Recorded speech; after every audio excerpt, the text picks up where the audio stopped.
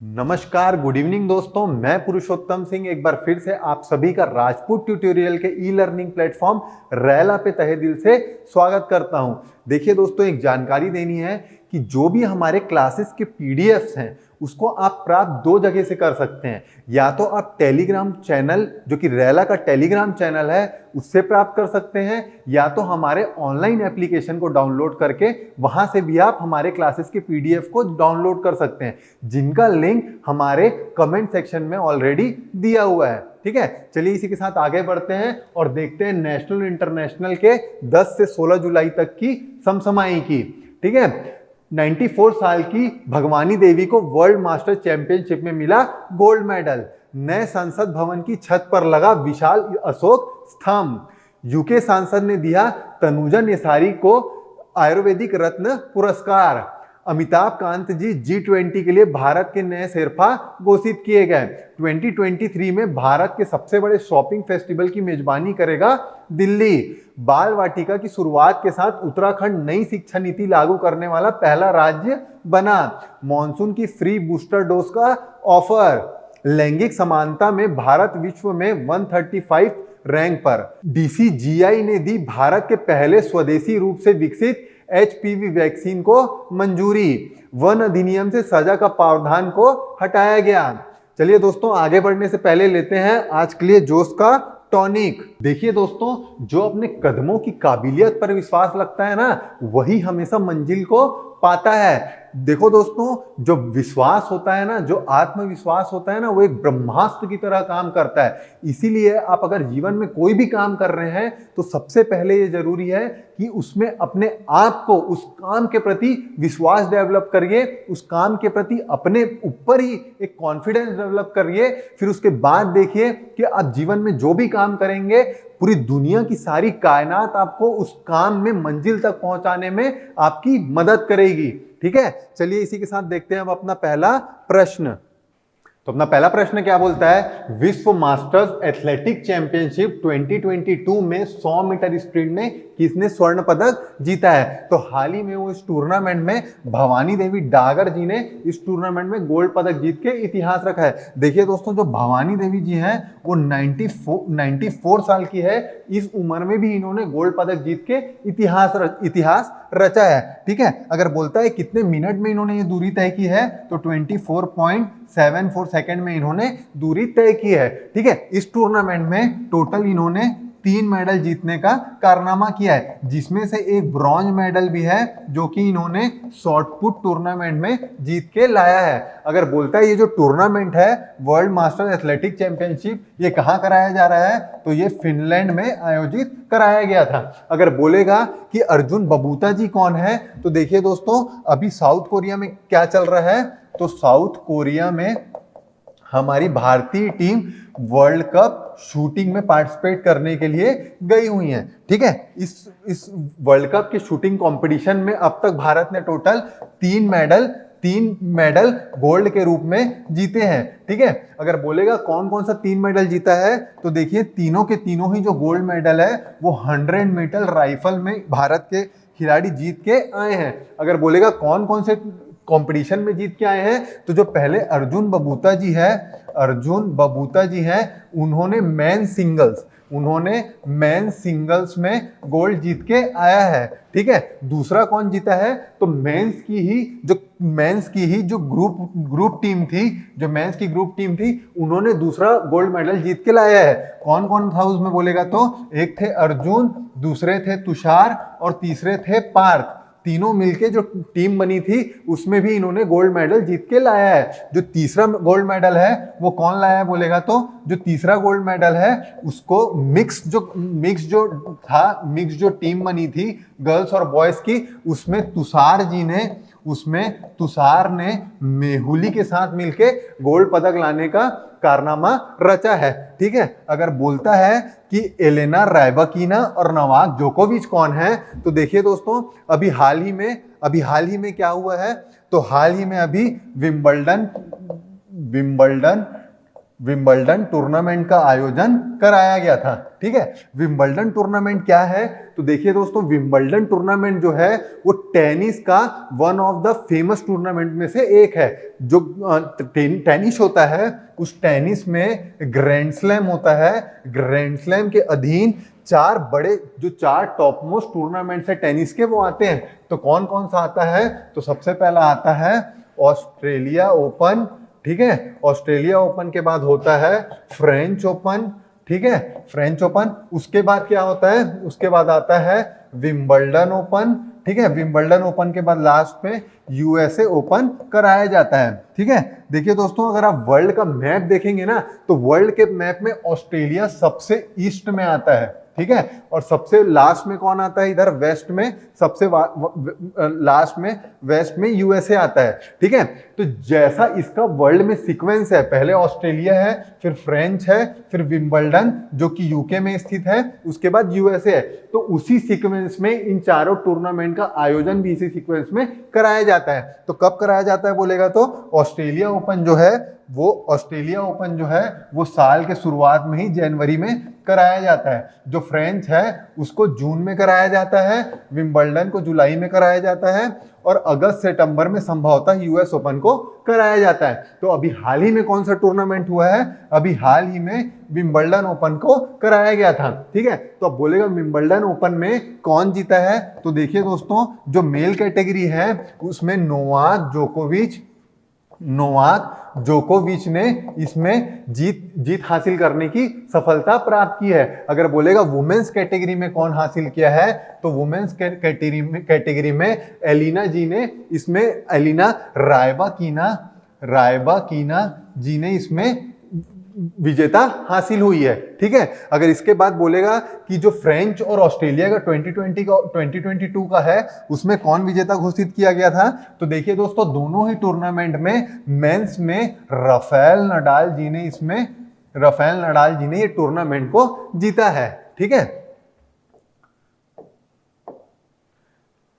तो इस बात को रट लो दोस्तों कि वर्ल्ड मास्टर एथलेटिक चैंपियनशिप जो कि फिनलैंड में कराया गया था, उसमें कौन गोल्ड मेडल जीता है? तो 94 साल की भवानी देवी डागर जी ने इसमें गोल्ड जीत के कीर्तिमान रचा है। ठीक है, अगर बोलता है कि जो वर्ल्ड कप की जो शूटिंग हो रही है, जो शूटिंग वर्ल्ड कप हो रहा है, उसको कहाँ कराया जा रहा है? तो इस बात को रट लो दोस्तों, 2022 का वर्ल्ड कप शूटिंग का साउथ कोरिया में हो रहा है। ठीक है, उसमें किसमें गोल्ड मेडल जीत के आए बोलेगा तो तीनों ही गोल्ड मेडल 100 मीटर राइफल की कैटेगरी में जीत के आए हैं। इस बात को रट लो दोस्तों, 2022 का जो विंबलडन ओपन है उसके मेंस के विजेता कौन है? तो नोवाक जोकोविच इसके विजेता हैं। वुमेन्स में कौन इसकी विजेता है? तो एलिना रायबाकीना जी इसकी विजेता हैं। ठीक है, चलिए देखते हैं अपना अगला प्रश्न। तो अपना अगला प्रश्न क्या है? नए संसद भवन के शीर्ष में क्या स्थापित किया गया है? तो क्या स्थापित किया गया है? राष्ट्रीय प्रतीक को नए संसद भवन के ऊपर स्थापित किया गया है। तो अगर बोलेगा राष्ट्रीय प्रतीक है क्या, तो देखिए अशोका का जो सिंह स्तंभ है, इसको हमारा राष्ट्रीय प्रतीक माना गया है। ठीक है, जो राष्ट्रपति को स्थापना कर रहे हैं वो कितना बड़ा है बोलेगा तो देखिए दोस्तों, ये 6.5 मीटर की इसकी हाइट है। अगर बोलेगा कितना किलो का है, भारी कितना है, तो 9,500 किलो का ये टोटल वेट इसका है। ठीक है, अगर बोलेगा उसका जो सपोर्टिंग स्ट्रक्चर है, जो अशोका का सिंह स्तंभ है, उसका वेट तो 9,500 किलो है, लेकिन जिसके ऊपर ये स्तंभ लगा है, जो सपोर्टिंग स्ट्रक्चर है, सपोर्टिंग स्ट्रक्चर का वेट कितना है बोलेगा तो सपोर्टिंग स्ट्रक्चर का वेट 6,500 किलो के आसपास सपोर्टिंग स्ट्रक्चर का वेट है। अगर बोलता है कि जो ये स्तंभ है, जो अशोक स्तंभ है, उसको डिजाइन कौन किया था, जो ओरिजिनल अशोक स्तंभ है, तो इसको दीनानाथ जी ने इसे डिजाइन किया था। ठीक है, एक बात देखिए दोस्तों, जो ये नया पार्लियामेंट बन रहा है, जिसके ऊपर ये अशोक स्तंभ को स्थापित किया गया है, वो किसके तहत बन रहा है बोलेगा तो देखिए दोस्तों, जो हमारी सेंट्रल गवर्नमेंट है वो सेंट्रल विस्टा प्रोजेक्ट लेके आई है। ठीक है। ये सेंट्रा विस्टा प्रोजेक्ट को कब लाई है बोलेगा तो 2019 में से लाया गया था। क्यों लाया गया था बोलेगा तो देखिए दोस्तों, जो हमारा एडमिनिस्ट्रेटिव कैपिटल है, जो दिल्ली का एरिया है, जहां पे राष्ट्रपति भवन, जहां पे पार्लियामेंट और जहां पे इंडिया गेट है, वो जो पूरा एरिया है, कौन सा एरिया है, जो प्रेसिडेंट का हाउस है, प्रेसिडेंट के हाउस से लेके जो हमारा इंडिया गेट है, जो हमारा इंडिया गेट है और उसके आसपास के जो भी जगह हैं, जैसे कि यहाँ पे इंडिया का पार्लियामेंट है, ठीक है, और ये पूरा 3 किलोमीटर का राजपथ है। तो ये जो पूरा एरिया है, ये पूरा एरिया है, इसको कौन डिजाइन किया था, तो इसको एक ब्रिटिशर्स लुटियंस ने डिजाइन किया था, इसलिए पूरे एरिया को लुटियंस दिल्ली भी कहा जाता है। तो ये एरिया को फिर से रीडेवलप करके, रीडिजाइन करके फिर से इसे डेवलप किया जा रहा है। उसका नाम क्या दिया गया है, सेंट्रल विस्टा प्रोजेक्ट इसका नाम दिया गया है। तो इस सेंट्रल विस्टा प्रोजेक्ट में क्या कर रहे हैं कि जो पूरा 3 किलोमीटर लंबा रोड है, ये पूरे एरिया को, जैसे यहाँ पे न्यू पार्लियामेंट का बिल्डिंग बनाया जा रहा है, और साथ ही जो प्रेसिडेंट हाउस है, पीएम हाउस है, वाइस प्रेसिडेंट हाउस है, जो सेक्रेटरियों की हाउस है, और सारे कार्यालयों को यहीं पे इस एरिया में डेवलप किया जा रहा है। ठीक है, तो इसी के तहत जो न्यू पार्लियामेंट बिल्डिंग बना है, उसमें अशोक स्तंभ को स्थापित किया जा रहा है। ठीक है, एक बात और देखिए दोस्तों, अगर बोलता है कि जो पार्लियामेंट है उसके हमारे स्पीकर कौन है, तो हमारे लोकसभा के स्पीकर ओम बिरला जी है। अगर बोलता है कि जो हमारे जो संसदीय कार्य मंत्री है, मिनिस्ट्री ऑफ पार्लियामेंट्री अफेयर्स कौन है, तो ये प्रहलाद जोशी जी इसके मिनिस्टर हैं। प्रहलाद जोशी जी इसके मिनिस्टर हैं। ठीक है, एक बात और देखिए दोस्तों, हाल ही में जो संसद है, वो संसद एक नियम लेके आई है। क्या लेके आई? संसद ने अभी हाल ही में असंसदीय शब्द 2021 लेके आया है। ठीक है, इनके तहत क्या लाया है कि देखिए क्या होता था, संसद में बहुत सारे ऐसे अपशब्द थे जिसको पब्लिकली सही नहीं माना जाता है, वो भी संसद में कई बार ले लिया जाता था, जिससे हमारे संसद की, हमारे पार्लियामेंट की एक छवि खराब होती थी। इसलिए क्या लेके आया गया है, जो मिनिस्ट्री ऑफ होम अफेयर्स है, वो असंसदीय शब्द 2021 लेके आया है, जिसमें कई शब्द हैं, जैसे कि जयचंद, शकुनी, बास्टर्स इत्यादि, ऐसे काफी सारे वर्ड हैं जिसका प्रयोग संसद में बैन कर दिया गया है। ठीक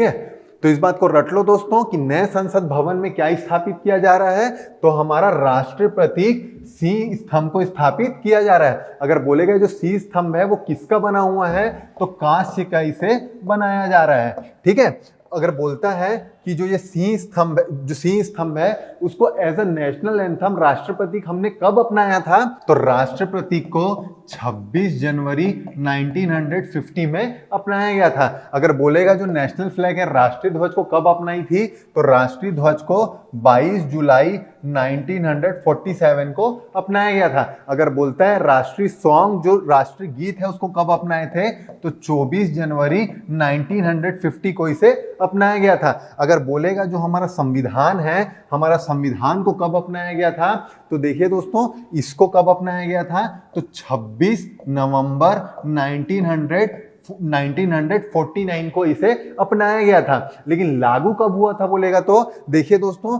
26 नवंबर 1949 को ही जो इंपॉर्टेंट आर्टिकल थे, जैसे 4, 5, 6 आर्टिकल 380, ऐसे कुछ आर्टिकल्स को 26 जनवरी 1949 को ही अपना लिया गया, लागू कर दिया गया था। लेकिन पूरा संविधान कब लागू हुआ था, तो जो पूरा संविधान है उसको लागू होने का डेट 26 जनवरी 1950 है। ठीक है, तो इस बात को रट लो दोस्तों कि जो हमारा पार्लियामेंट है उसके संसदीय कार्य मंत्री कौन है, तो प्रहलाद जोशी जी संसदीय कार्य मंत्री हैं। ठीक है, इस बात को रट लो दोस्तों। हमारे स्पीकर साहब कौन है, तो ओम बिरला जी हमारे स्पीकर साहब हैं। ठीक है, इस बात को रट लो दोस्तों। असंसदीय शब्द कब लाया गया था, तो 2021 के लिए असंसदीय शब्द इसको लाया गया था। ठीक है, चलिए देखते हैं अब अपना अगला प्रश्न।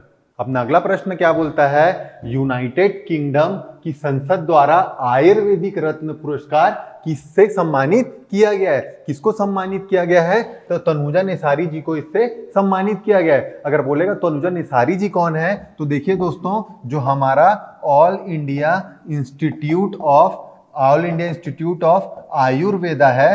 आयुर्वेदा है उसकी ये डायरेक्टर हैं। ठीक है, क्या है? उसकी ये डायरेक्टर हैं। अगर बोलेगा ऑल इंडिया इंस्टीट्यूट ऑफ जो आयुर्वेदा है उसको कब एस्टेब्लिश किया गया था, तो इसको 2015 में दिल्ली में आयुर्वेद को बढ़ावा देने के लिए इसे स्थापित किया गया था। ठीक है, अगर बोलता है कि जो सालू मरदा थिरमक्का जी हैं वो कौन है, तो देखिए दोस्तों, जो सालू मरदा थिरमक्का जी हैं वो 111 साल की कर्नाटका की रहने वाली निवासी हैं। ठीक है, जो कि बहुत बड़ी पर्यावरण एक्टिविस्ट हैं। क्या है? जो कि पर्यावरण एक्टिविस्ट हैं।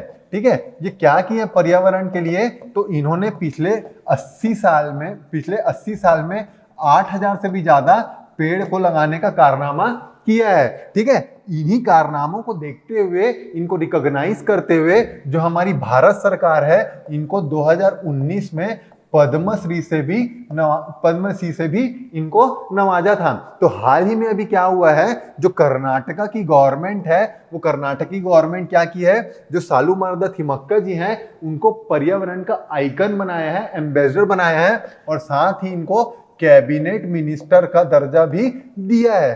ठीक है, आगे देखते हैं दोस्तों। अगर बोलता है ये ब्रिजेंद्र सिंघला जी कौन है, तो देखिए दोस्तों, जो ब्रिजेंद्र सिंघला जी हैं वो हमारे भारत में इंटरनेट को लाने में इनकी बहुत बड़ी भूमिका है। इसलिए इनको क्या बोला जाता है, इसको इंडिया का फादर ऑफ इंटरनेट भी कहा जाता है। ठीक है, आगे देखते हैं दोस्तों कि जो ये लिसी प्रिया कोंजुगम जी हैं वो कौन है, तो देखिए दोस्तों, ये केवल 10 साल की बच्ची है, जो कि दिल्ली यूनिवर्सिटी के कैंपस में क्या की है, तो वर्ल्ड का पहला प्लास्टिक मनी शॉप खोली है। क्या खोली है? दिल्ली यूनिवर्सिटी में वर्ल्ड का पहला प्लास्टिक मनी शॉप खोली है, ताकि लोगों को जो सिंगल यूज प्लास्टिक है, जिसके लिए अभी हाल ही में 1 जुलाई से बैन लगा है, उसके जागरूकता को बढ़ाने के लिए, इसको बैन को सही तरीके से लागू करवाने के लिए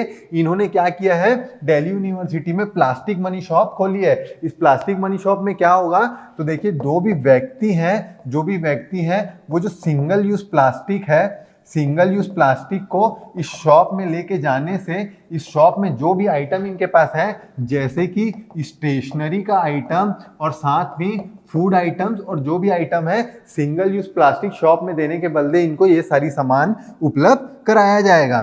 ठीक है, इसके अलावा एक और चीज देखिए दोस्तों, अभी हाल ही में क्या हुआ है, तो हाल ही में जो हमारी वर्ल्ड की ओल्डेस्ट टाइगर थी, रॉयल बंगाल टाइगर, जिनका नाम राजा रखा गया था, उनका हाल ही में निधन हो गया है। ठीक है, इनके निधन को शोक जताते हुए इनको पूरे राजकीय सम्मान के साथ इनको विदाई दिया गया है। अगर बोलेगा कि ये कहाँ रखा गया था इनको, तो जो राजा हैं इनको वेस्ट बंगाल के रिहेबिलिटेशन जल्दापाड़ा नेशनल पार्क के रिहेबिलिटेशन सेंटर में इन्हें रखा गया था।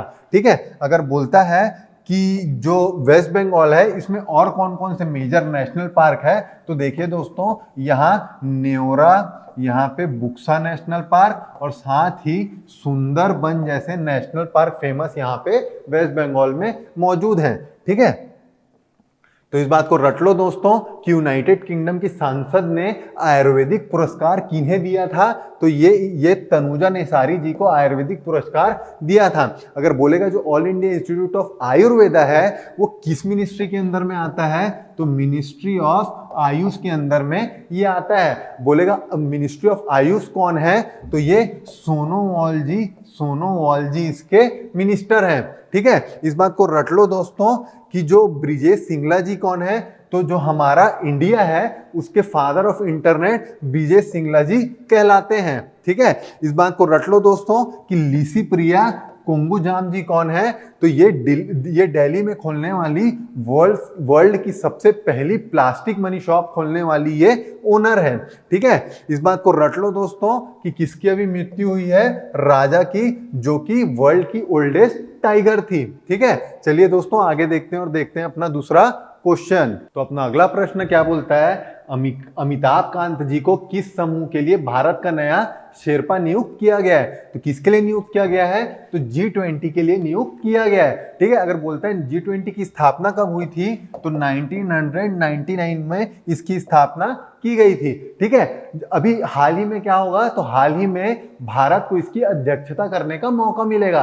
तो कब से कब तक मिलेगा बोलेगा? तो देखिए दोस्तों, 1 दिसंबर 2022 से 31 नवंबर 2023 तक भारत इसकी अध्यक्षता करेगा और इसीलिए ही अमिताभ कांत जी को G20 का शेरपा बनाया गया है। ठीक है, अगर बोलेगा 2022 में कौन से देश में इसका आयोजन कराया गया था? तो 2022 में इंडोनेशिया में इसका आयोजन कराया गया था। 2023 में कहाँ होने वाला है बोलेगा? तो 2023 में ये इंडिया में आयोजन इसका होने वाला है। इंडिया में कहाँ होने वाला है बोलेगा? तो इंडिया के जम्मू कश्मीर में इसका आयोजन होने वाला है। ठीक है, अगर बोलता है कि जो अमिताभ कांत जी है वो कौन है? तो देखिए दोस्तों, जो हमारा नीति आयोग है इसके ये पूर्व के सीईओ हैं। ठीक है, अगर ये पूर्व के सीईओ है बोलेगा तो नीति आयोग का अभी का सीईओ कौन है? तो परमेश्वरन अय्यर जी नीति आयोग के अभी हाल ही के करंट के सीईओ हैं। ठीक है, अगर बोलता है नीति आयोग को एस्टेब्लिश कब किया गया था? तो इसको प्लानिंग कमीशन को रिप्लेस करके इसको 1 जनवरी 2015 को इसे बनाया गया था। ठीक है, एक बात और देखो दोस्तों, अगर बोलता है कि जो I2U2 है वो क्या है? तो देखिए दोस्तों, जो I2U2 है, I2U2 को अभी हाल ही में 2020 में एस्टेब्लिश किया है। तो इसके अंदर कौन कौन सी कंट्री आता है बोलेगा? तो देखिए दोस्तों, एक आई से आता है इंडिया, दूसरे आई से आता है इजराइल, एक यू से आता है USA, एक यू से आता है UAE। तो ये चारों कंट्री मिलके केवल कॉमर्शियल पर्पस के लिए इस ग्रुप की स्थापना की गई है। ठीक है, तो अभी हाल ही में क्या हुआ है? तो I2U2 की पहली बार वर्चुअल मीटिंग हुई है जिसमें हमारे देश के प्रधानमंत्री ने हिस्सा इसमें लिया है। ठीक है, एक बात और देखिए दोस्तों, जो इजराइल है उसमें अभी हाल ही में एक नया प्राइम मिनिस्टर नियुक्त किया गया है। किसको नियुक्त किया गया है बोलेगा? तो यायर लैपिड जी को वहां का प्राइम मिनिस्टर नियुक्त किया गया है। अगर बोलेगा कि जो यूएस है उसके प्राइम मिनिस्टर जो प्रेसिडेंट है वो कौन है? तो उसके जो बाइडन जी अभी उसके हाल ही के प्रेसिडेंट हैं। ठीक है, एक बात और देखिए दोस्तों, तो अभी हाल ही में क्या हुआ है कि जो श्रीलंका है वो बहुत ज्यादा कर्ज से डूबी हुई है, वहां का कॉमर्शियल हालत बहुत ही खस्ता है। ठीक है, कितने कर्ज से डूबी है? तो 51 अरब डॉलर के कर्ज से श्रीलंका अभी डूबी हुई है। उसमें क्या हुआ है कि इसमें एक और बुरी खबर यह है कि उनके जो राष्ट्रपति हैं वो देश छोड़ के कहीं और बाहर भाग गए हैं। तो अगर बोलेगा जो श्रीलंका है उसके प्राइम मिनिस्टर कौन है? तो रनिल विक्रमसिंघे जी इनके प्राइम मिनिस्टर हैं। अगर बोलेगा इनके प्रेसिडेंट कौन थे? तो इसके प्रेसिडेंट गोटाबाया राजपक्षे जी इनके प्रेसिडेंट थे, जो कि देश छोड़ के बाहर निकल गए हैं। ठीक है, इसीलिए क्या हुआ है कि जो यहाँ के प्राइम मिनिस्टर है रनिल विक्रमसिंघे जी को इनको श्रीलंका का एक्टिंग प्रेसिडेंट घोषित कर दिया गया है। ठीक है, ठीक है, तो इस बात को रट लो दोस्तों कि जो अमिताभ कांत जी हैं उनको किसका शेरपा बनाया गया है? तो G20 का इनको शेरपा बनाया गया है। इस बात को रट लो दोस्तों कि G20 का 2023 का आयोजन कहाँ होने वाला है? तो भारत के जम्मू कश्मीर में इसका आयोजन होने वाला है। ठीक है, इस बात को रट लो दोस्तों, जो नीति आयोग है इसके नए सीईओ कौन है? तो परमेश्वर अय्यर जी को इसका नया सीईओ बनाया गया है। ठीक है, एक बात और देखो दोस्तों, जो ये I2U2 है इसको वेस्ट एशिया का क्वाड ग्रुप भी कहा जाता है। क्यों कहा जाता है? तो जो इंडिया, इजराइल, USA और UAE है वो हमारे वर्ल्ड के वेस्ट में लोकेट होते हैं, ठीक है। और जो क्वाड है वो क्वाड को मेनली इंडो पैसिफिक रीजन के लिए बनाया गया है, ठीक है। अगर बोलोगे जो क्वाड है, क्वाड के ग्रुप में कौन कौन आता है, तो इसमें आता है यूएसए, इंडिया, जापान और ऑस्ट्रेलिया, 4 कंट्री इसमें आते हैं, ठीक है। तो इस बात को रट लो दोस्तों कि जो इजराइल है उसके नए प्राइम मिनिस्टर कौन है, अगर बोलता है तो यायर लैपिड जी को इजराइल का नया प्राइम मिनिस्टर बनाया गया है। इस बात को रट लो दोस्तों कि श्रीलंका का एक्टिंग प्रेसिडेंट किसको बनाया गया है, तो रनिल विक्रमसिंघे जी को श्रीलंका का एक्टिंग प्रेसिडेंट बनाया गया है। चलिए देखते हैं अब अपना अगला प्रश्न। तो अपना अगला प्रश्न क्या बोलता है, 2023 में कौन सा शहर है जहां भारत के सबसे बड़े शॉपिंग फेस्टिवल की मेजबानी करेगा। तो कौन करेगा, जो दिल्ली के मुख्यमंत्री हैं उन्होंने अनाउंस किया है कि अगले साल 28 जनवरी से 26 फरवरी के बीच में ये फेस्टिवल को मनाया जाएगा, जो कि दुनिया का सबसे बड़ा शॉपिंग फेस्टिवल के रूप में मनाया जाएगा, ठीक है। अगर बोलता है गांधीनगर क्यों चर्चा में है, तो देखिए दोस्तों अभी हाल ही में गांधीनगर में डिजिटल सप्ताह का आयोजन कराया गया था। कब से कब तक बोलेगा, तो 4 से 9 जुलाई तक यहाँ डिजिटल सप्ताह का आयोजन कराया गया था। लद्दाख क्यों चर्चा में है बोलेगा, तो देखिए दोस्तों लद्दाख में जो नुब्रा वैली है, वो नुब्रा वैली में डबल हम्प कैमल पाए जाते हैं। डबल हम्प कैमल मतलब दो कुबड़ों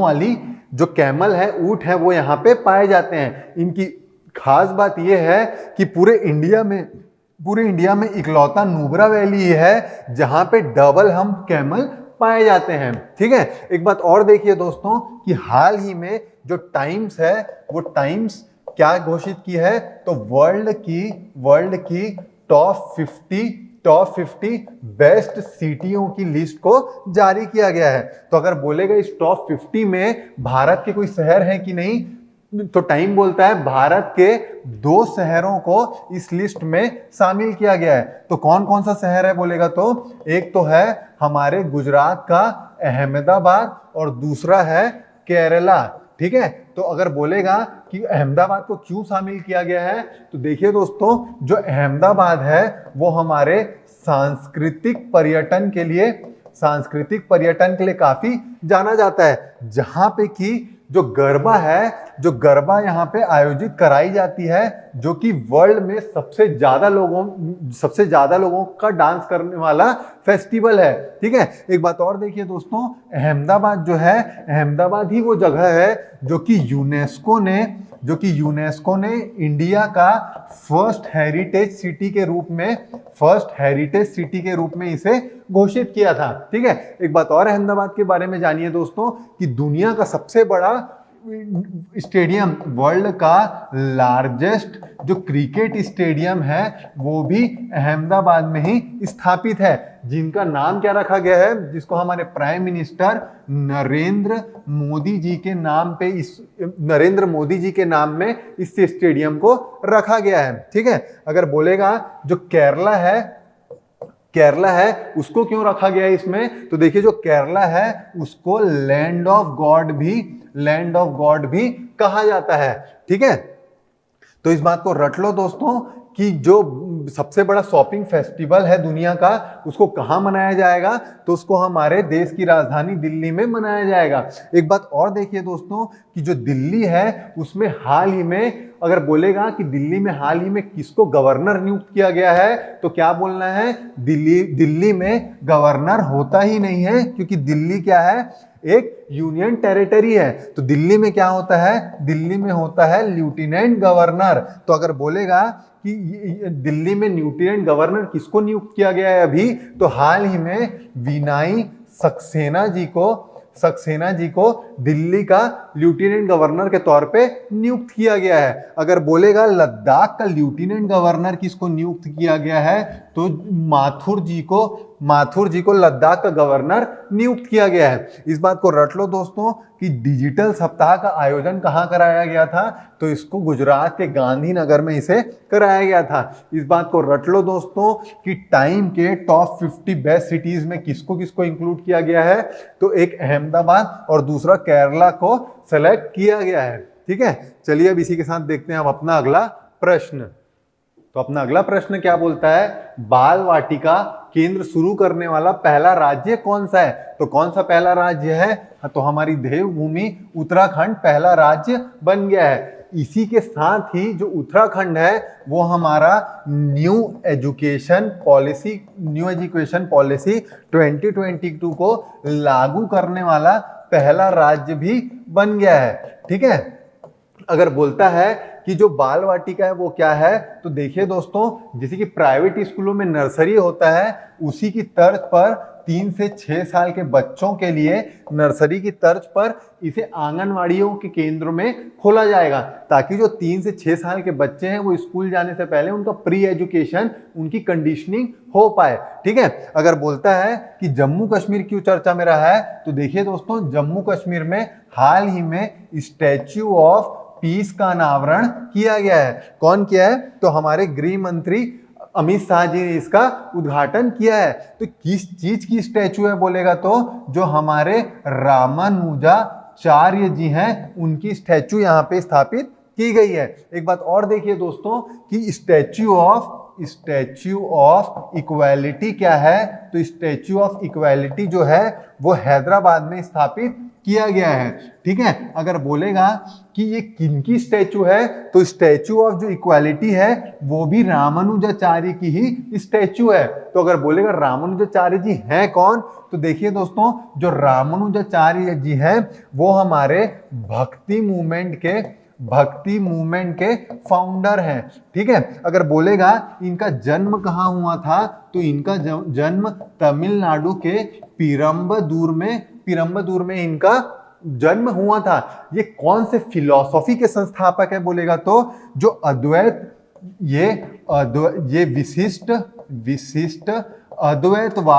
विशिष्ट अद्वैतवाद के ये संस्थापक हैं। ठीक है, एक बात और देखिए दोस्तों, जो केरला है वो पहला स्टेट बन गया है जो अपनी खुद की इंटरनेट सेवा को चालू किया है। क्या किया है, जो केरला है वो पहला स्टेट है जो कि खुद की इंटरनेट सेवा अपने राज्य में चालू की है। ठीक है, एक बात और देखिए दोस्तों, जो हमारा गुजरात है वो देश का पहला स्टेट है जहां पे 8 लेन केबल स्टे ब्रिज की उद्घाटन किया गया है। ठीक है, तो अगर बोलेगा जो 8 लेन केबल स्टे ब्रिज है वो कहां पे बनाया जा रहा है, तो इसको वडोदरा और मुंबई को जो कनेक्ट करती है उसके एक्सप्रेस वे के बीच में बनाया जा रहा है। अगर बोलेगा कितने बजट में इसको बनाया जा रहा है, तो इस ब्रिज को बनाने में 250 करोड़ रुपए की लागत लग रही है। अगर बोलेगा ये किस नदी के ऊपर में बनाया जा रहा है,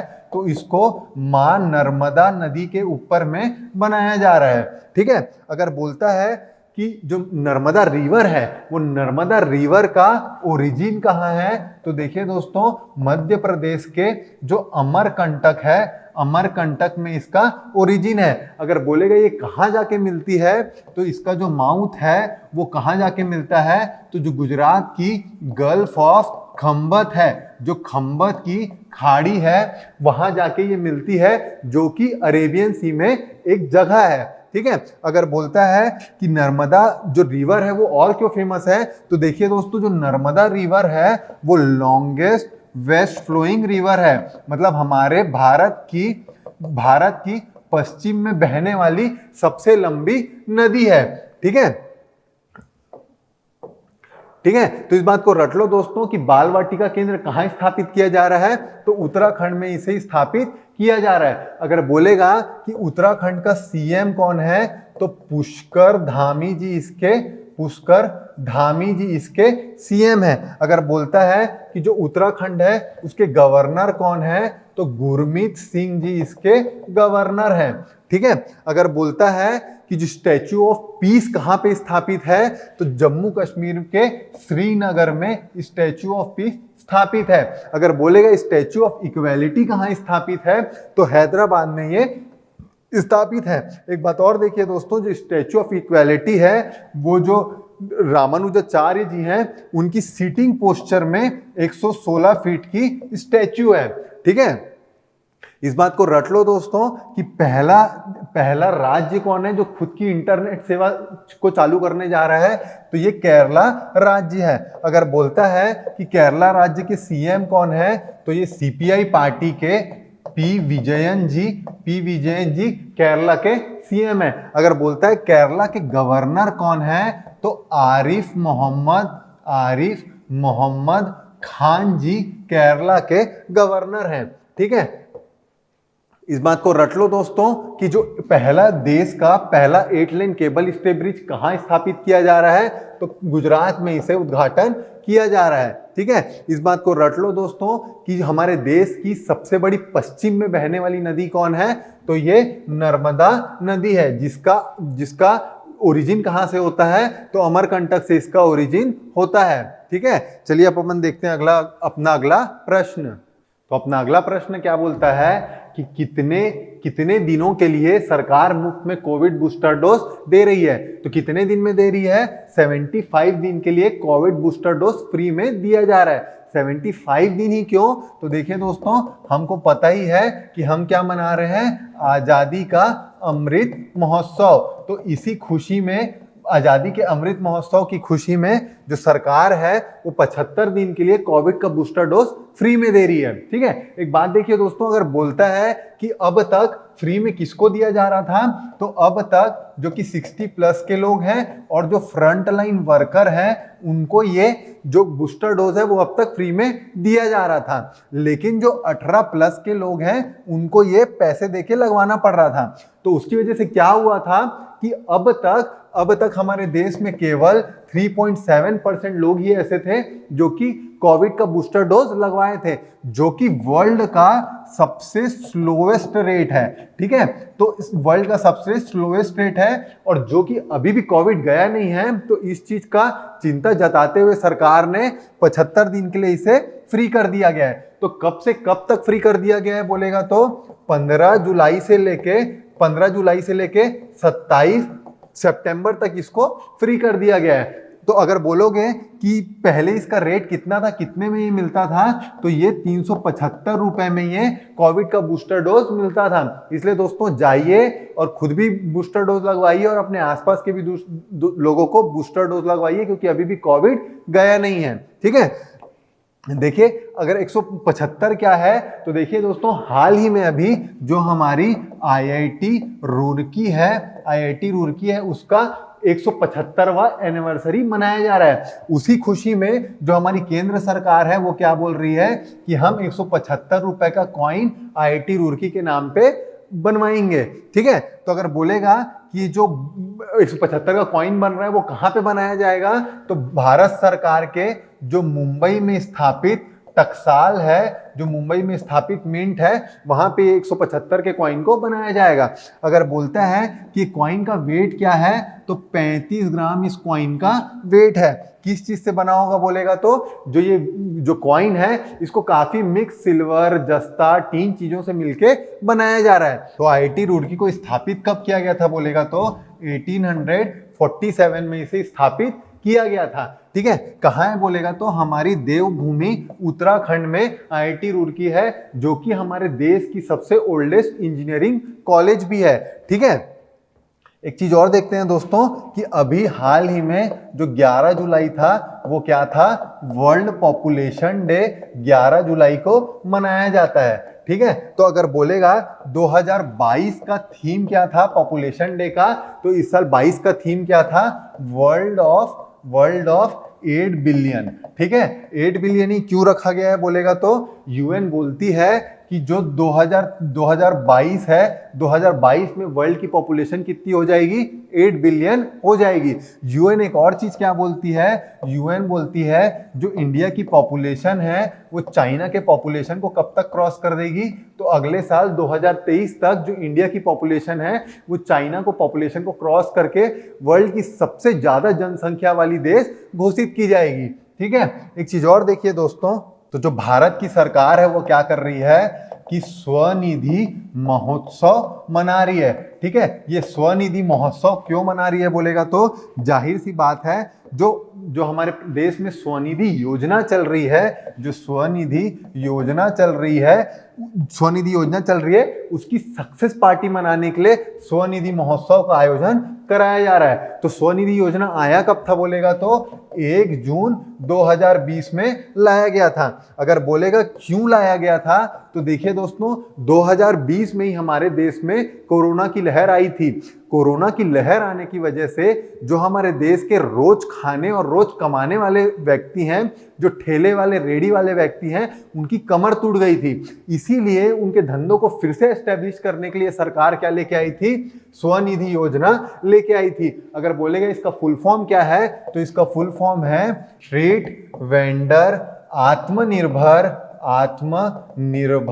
निधि। मतलब ये क्या है कि जो हमारे स्ट्रीट वेंडर हैं, जो हमारे ठेले वाले हैं, रेडी वाले हैं, उनको आत्मनिर्भर बनाने के लिए निधि प्रोवाइड किया जा रहा था ताकि वो फिर से अपने पैरों में खड़े हो सकें। तो कितना दिया जा रहा था बोलेगा तो 10,000 रुपए की इनको सहायता राशि दी जा रही थी। उसके लिए कोई कोलेट्रल मॉर्गेज कराना पड़ रहा था क्या, जो कोलेट्रल है, जो कुछ गिरवी रखना पड़ रहा था क्या, तो सरकार क्या बोलती है इसके लिए कोई भी चीज गिरवी रखने की जरूरत नहीं थी। और जो पैसा है वो मंथली के तौर पे जो कुछ पैसे को लौटाया जाए। ठीक है, तो सरकार अभी क्या कर रही है, इसी की सक्सेस पार्टी का आयोजन कराया जा रहा है। ठीक है, तो इस बात को रट लो दोस्तों। फ्री जो डोज मिल रहा है कब से कब तक मिल रहा है, तो ये 15 जुलाई से लेके 27 सितंबर तक ये मिल रहा है। कितने दिन के लिए मिल रहा है बोलेगा तो इस बात को रट लो दोस्तों, 75 दिन के लिए इसे दिया जा रहा है। ठीक है, इस बात को रट लो दोस्तों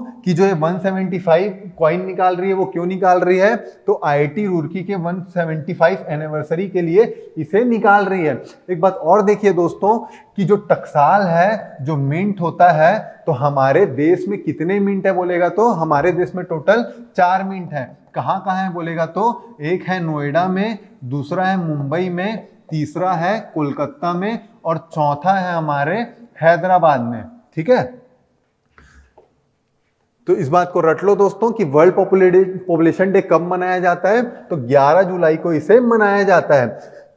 इस बात को रट लो दोस्तों कि 2022 का थीम क्या है, तो वर्ल्ड ऑफ 8 बिलियन 2022 का थीम है।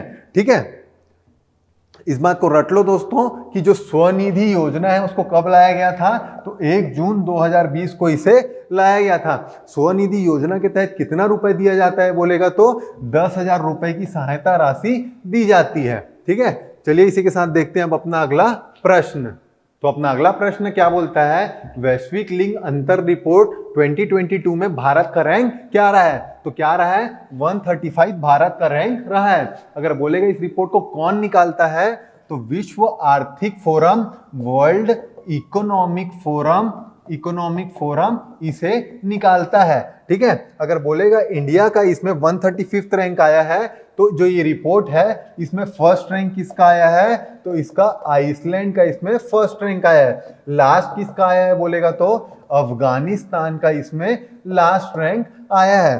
ठीक है, अगर बोलता है जो वर्ल्ड इकोनॉमिक फोरम उसको एस्टैब्लिश कब किया गया था, तो देखिए दोस्तों 1971 में इसे एस्टैब्लिश किया गया था। अगर बोलेगा इसका हेडक्वार्टर कहाँ है, तो इसका हेडक्वार्टर स्विट्जरलैंड में स्थापित है। एक बात और देखिए दोस्तों, जो ये वर्ल्ड इकोनॉमिक फोरम है इसमें हर साल एक एनुअल मीटिंग होता है।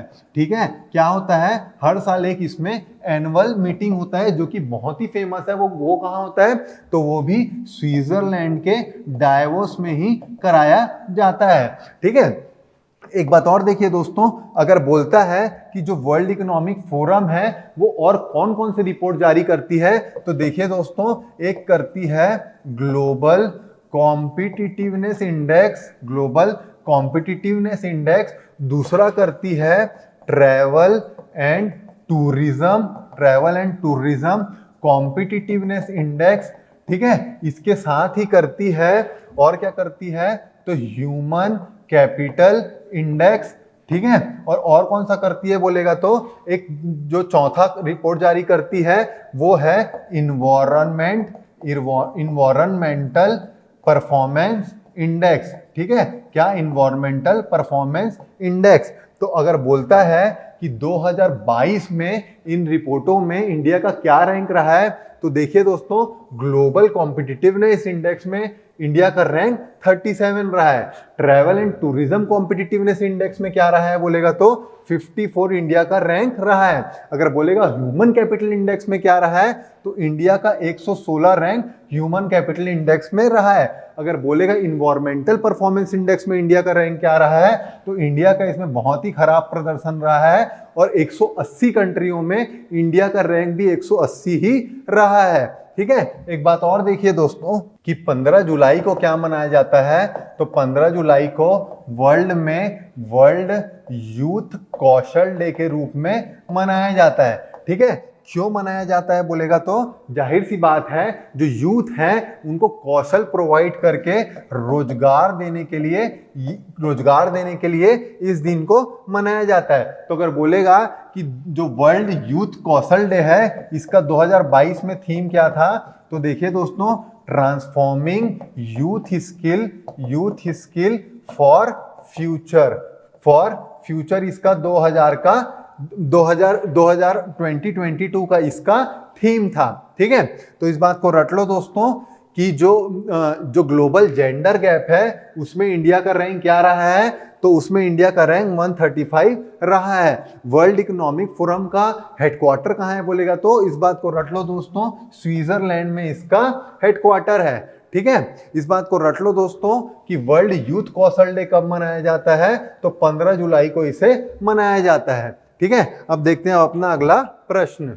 तो अपना अगला प्रश्न क्या बोलता है, सर्वाइकल कैंसर के लिए स्वीकृत पहला स्वदेशी टीका कौन सा है। तो पहला स्वदेशी टीका कौन सा है, ह्यूमन पैपिलोमा वायरस पहला स्वदेशी टीका है।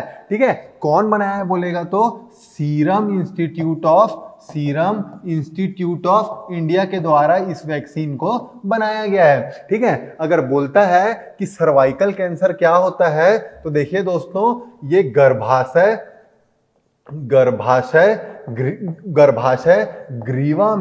ग्रीवा में होने वाला ये कैंसर है, जो कि वर्ल्ड में second largest type of cancer है। क्या है, second largest type of cancer है जो कि लोगों को होता है।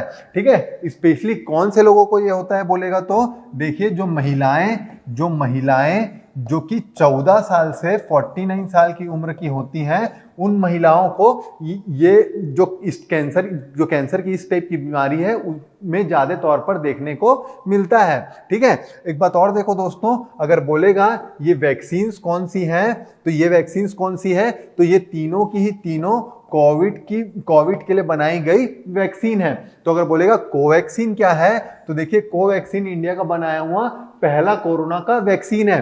कौन बनाया था बोलेगा तो भारत बायोटेक कंपनी इसे बनाई थी। अगर बोलेगा कि जो कोविशील्ड वैक्सीन है उसको कौन बनाया था, तो उसको हमारे भारत के ही सीरम इंस्टीट्यूट ऑफ इंडिया ने ही इसे बनाया था। ठीक है, अगर बोलेगा कि कोविशील्ड किसके समान थी, तो जो कोविशील्ड है वो जो एस्ट्राजेनिका वैक्सीन है जो कि ऑक्सफोर्ड में बनाया गया था, उसी के समान ये कोविशील्ड वैक्सीन है। अगर बोलेगा स्पुतनिक 5 वैक्सीन कहाँ का है, तो जो स्पुतनिक 5 वैक्सीन है वो रशिया का बनाया हुआ वैक्सीन है। ठीक है, एक बात और देखिए दोस्तों, हाल ही में एक टेलीस्कोप चर्चा में रहा है, उसका नाम क्या है, तो उसका नाम है जेम्स वेब टेलीस्कोप। ठीक है, अगर बोलता है कि ये टेलीस्कोप कहाँ का टेलीस्कोप है, तो जो यूएस की स्पेस एजेंसी है जो कि नासा है उसका ये टेलीस्कोप है। ठीक है, क्यों चर्चा में रहा है,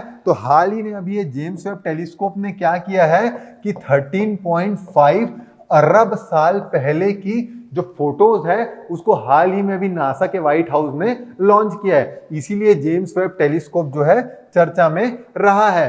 ठीक है, तो इस बात को रट लो दोस्तों, जो सर्वाइकल कैंसर के लिए जो पहला स्वदेशी टीका लॉन्च हुआ है उसको कौन किया है, तो हमारे सीरम इंस्टीट्यूट ऑफ इंडिया ने किया है, जिसका नाम ह्यूमन पैपिलोमा वायरस है। इस बात को रट लो दोस्तों कि इंडिया का पहला स्वदेशी कोविड टीका कौन सा था, तो यह हमारे देश का कोवैक्सीन पहला टीका था। ठीक है, चलिए देखते हैं अब अपना अगला प्रश्न। तो अपना अगला प्रश्न क्या है, लघु वन अपराधों को अपराध से मुक्त करने के लिए किस अधिनियम में संशोधन का प्रस्ताव किया गया है, तो किस अधिनियम में किया गया है, तो इंडियन फॉरेस्ट एक्ट 1927 में किया गया है। अगर बोलेगा क्यों किया गया है, तो देखिए दोस्तों, इस एक्ट की वजह से जो हैरासमेंट होता था, उस हैरासमेंट को डिक्रीज करने के लिए, और साथ ही जो राज्य सरकारें हैं उनका इनके एक्ट के तहत पावर बढ़ाने के लिए ये अमेंडमेंट को करने का प्रस्ताव है। ठीक है, अगर बोलेगा कि जो ये एक्ट है, जो 1927 का जो एक्ट है, इसके तहत कितने टाइप के फॉरेस्ट हैं, तो इसके तहत 3 टाइप के फॉरेस्ट हैं। तो कौन कौन सा टाइप का फॉरेस्ट है, तो इसमें है रिजर्व फॉरेस्ट, दूसरा है प्रोटेक्टेड फॉरेस्ट, और तीसरे टाइप का जो फॉरेस्ट है वो है विलेज फॉरेस्ट। ठीक है, विलेज फॉरेस्ट। अगर बोलता है कि जो ये नियम है, इसमें जो बदलाव किया जा रहा है, उसके तहत जो नया कानून है, उस नए कानून में कितना पनिशमेंट होगा, तो उसमें 6 महीने का पनिशमेंट होगा या तो 500 रुपए का जुर्माना होगा। एक बात और देखिए दोस्तों, कि जो हमारी होम मिनिस्ट्री है एक नया नियम लेके आ रही है। तो कौन सा वो नियम है, तो अनुकंपा नियुक्ति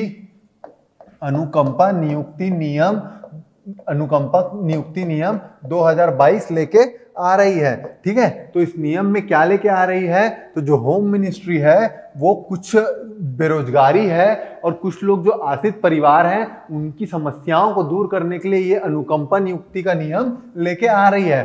तो इसमें किन लोगों को फायदा होगा, तो देखिए दोस्तों, जो मेडिकल बेस पे सेवानिवृत्ति लेते हैं, रिटायरमेंट लेते हैं, या जो ऐसे व्यक्ति हैं जिनका सेवा के दौरान जिनकी मृत्यु हो जाती है, ऐसे लोगों को इस अनुकंपा नियुक्ति नियम के तहत काफी लाभ होने वाला है। सबसे ज्यादा लाभ किसको होने वाला है, तो जो हमारे आर्म फोर्सेस के लोग हैं, जो कि अपना पूरा जो आन बान जान लगा के जो देश की सेवा करते हैं, जिनका जो जीवन है वो बहुत अनिश्चित होता है, ऐसे लोगों को ये अनुकंपा नियुक्ति नियम 2022 जो है काफी हद तक सहायता करेगी। ठीक है, तो इस बात को रट लो दोस्तों कि अधिनियम कौन से अधिनियम में संशोधन करने का चल रहा है, कि फॉरेस्ट के ऑफेंसेस को कम करने का, तो इंडियन फॉरेस्ट एक्ट 1927 को अमेंड करने का चल रहा है। ठीक है, 1927 के एक्ट में कौन कौन से टाइप के फॉरेस्ट होता है बोलेगा, तो रिजर्व फॉरेस्ट, प्रोटेक्टेड फॉरेस्ट और विलेज फॉरेस्ट होता है। ठीक है, होम मिनिस्ट्री कौन सा नियम लेके आ रही है, तो अनुकंपा नियुक्ति नियम 2022 लेके आ रही है। ठीक है, चलिए दोस्तों, इसी के साथ आज का खत्म होता है, फिर मिलते हैं अगले हफ्ते। जय हिंद।